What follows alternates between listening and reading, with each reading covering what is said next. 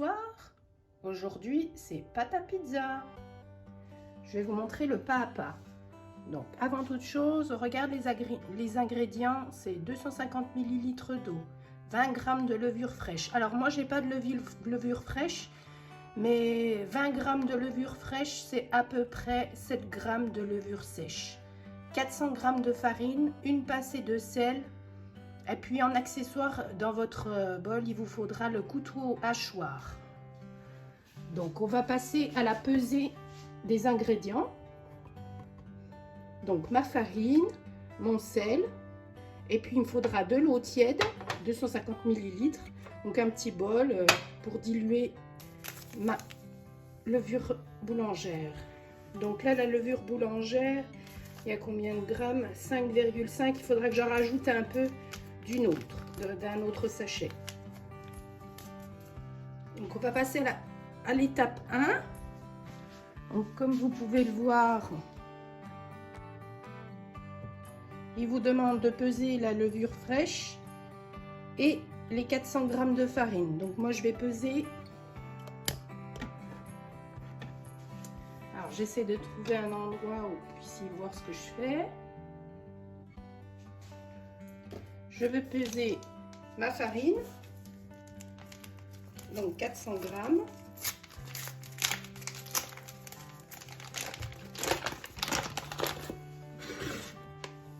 Voilà.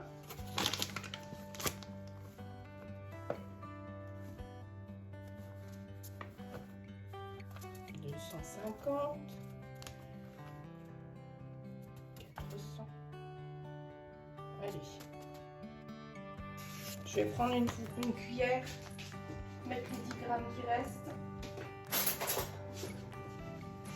Parce que je me connais, je risque de tout renverser. C'est vraiment au gramme près. Hein. Vous voyez, il y a 5 grammes de trop. 400, on n'est pas non plus au gramme près. Voilà. Là, je vais peser ma levure. Donc je vais faire la tare parce que c'est pas le même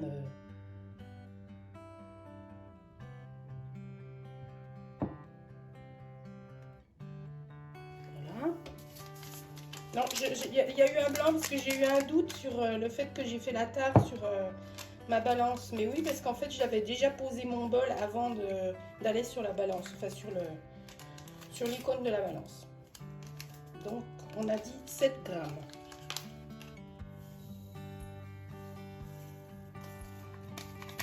Là, il y en a 6. Je vais rajouter 1 gramme. Je vais chercher un autre sachet.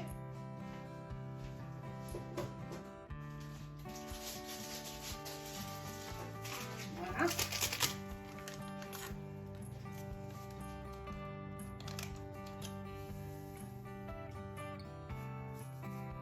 Voilà, 7 grammes.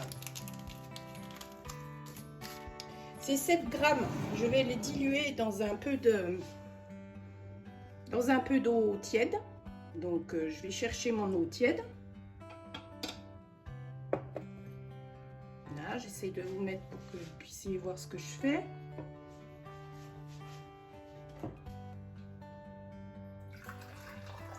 Vous entendez le bruit de l'eau qui coule dans mon verre mesureur.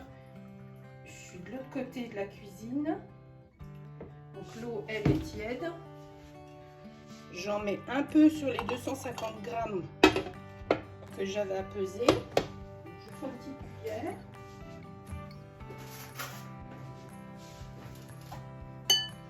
Et là, je touille un peu.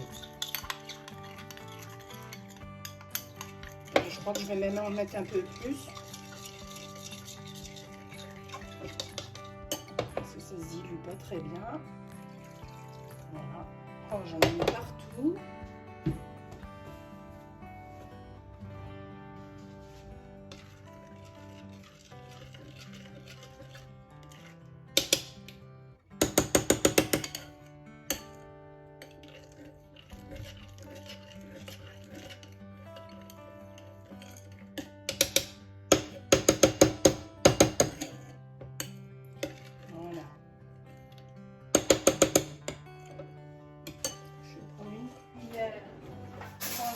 précédent.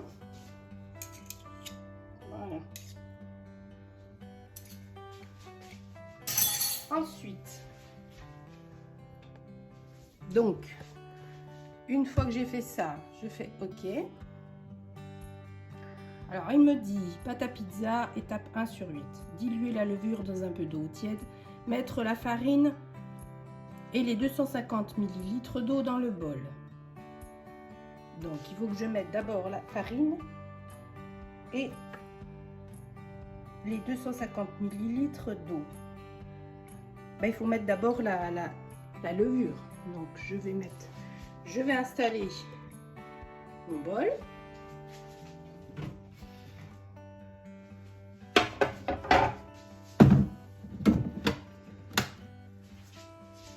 Je vais soulever un petit peu, voilà. Donc, je mets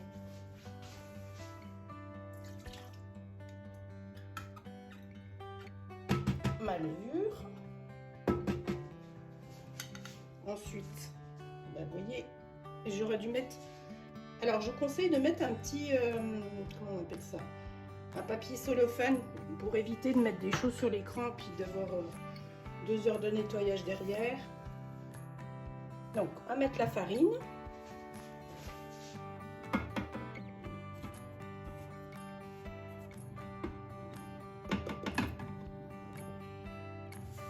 voyez ce que je vous ai dit? Il aurait fallu que je mette un film plastique dessus, c'est pas grave. Et les 250 ml d'eau.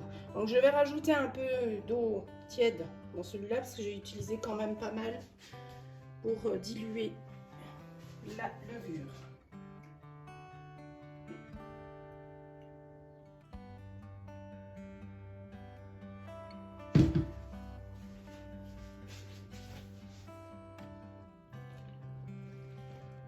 Voilà. Donc je vous montre ce que ça donne à l'intérieur. Voilà.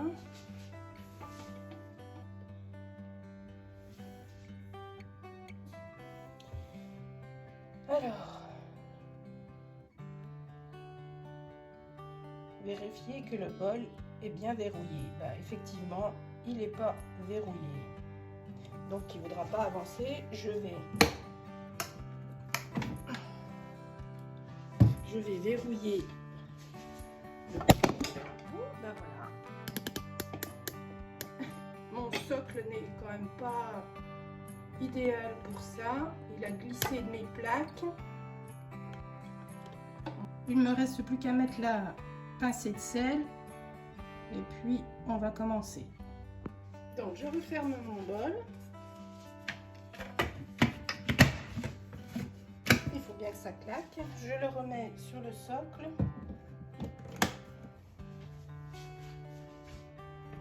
Voilà. Alors,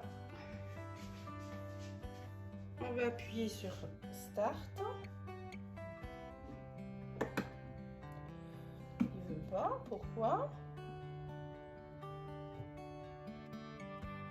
Ah, ben il aurait fallu mettre la levure après. Bon, c'est pas dérangeant, mais il m'avait pas dit. J'avais vu sur le résumé de la recette qu'il fallait mettre avant, mais là il la met après. C'est pas bien grave. Donc, je suppose qu'il faut laisser le bouchon, parce qu'il va y avoir une levée de la pâte. Donc, je vais le mettre. Ils ne me le disent pas, mais je vais quand même le mettre. Donc, voilà. Donc là, je vais vous montrer.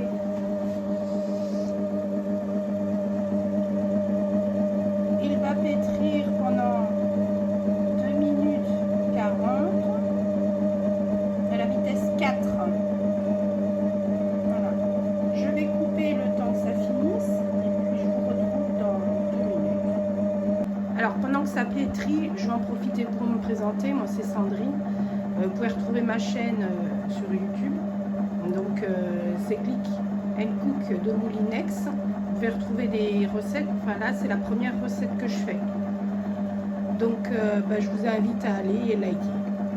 Et puis je pense que on aura de l'interaction. J'espère que vous pourrez mettre vous aussi vos recettes.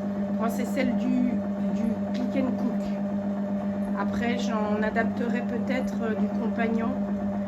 Je pense qu'il ne doit pas y avoir grande différence entre le compagnon et le click and cook. Je vais laisser tourner encore. Alors, il reste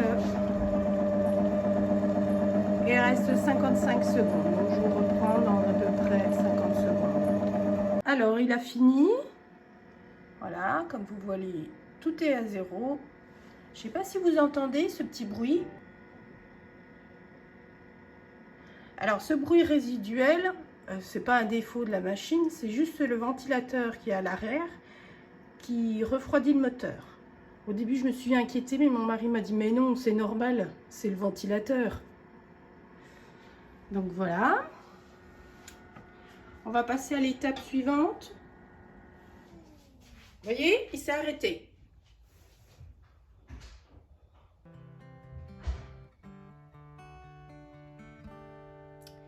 Une fois le programme terminé, appuyez de nouveau sur Start. Alors, voilà les instructions que j'ai. Voilà. Il va y avoir 40 minutes où la pâte sera à 30 degrés. Donc, je pense qu'elle va lever. Donc, je vais appuyer sur Start.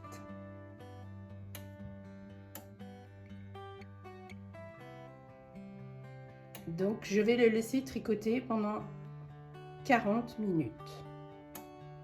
Bon, je vous dis à dans 40 minutes.